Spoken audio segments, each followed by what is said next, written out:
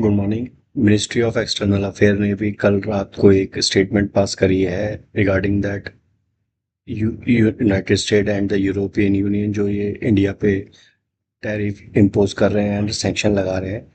इसमें इन्होंने बोला है India has been targeted by United State and European Union for importing oil from Russia after commencement of the Ukraine conflict.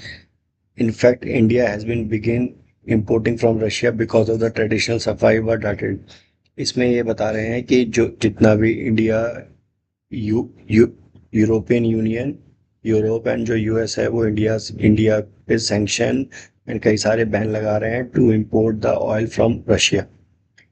इसमें ये बता रहे हैं कि जो यूरोपियन यूनियन है ये भी रशिया से इंपोर्ट कर रहा है। In 2024, they had a bilateral trade of euro 67.5 billion goods with Russia. In addition, trade in service estimated euro 70.2 billion in 2023. तो ये इंडिया से भी ज़्यादा इंपोर्ट यूरोपियन यूनियन कर रही है। यूरोपियन यूनियन इंपोर्ट एलएनजी कर रही है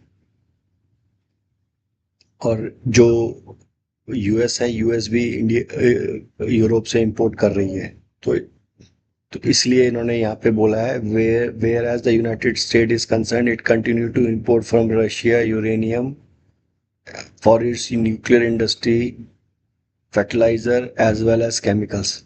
इसलिए इन्होंने यहाँ पे बताया है in this background the targeting of India is unjustified and unreasonable likely any other major economy India will take all necessary steps to safeguard its national interest and economic security।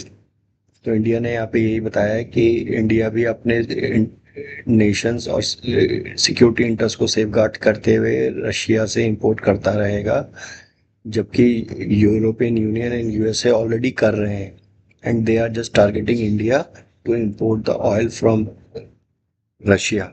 और यहाँ पे ये भी बोल रहे हैं कि इंडिया यहाँ से इंपोर्ट करके इसको बेच रहा है लोकल मार्केट में।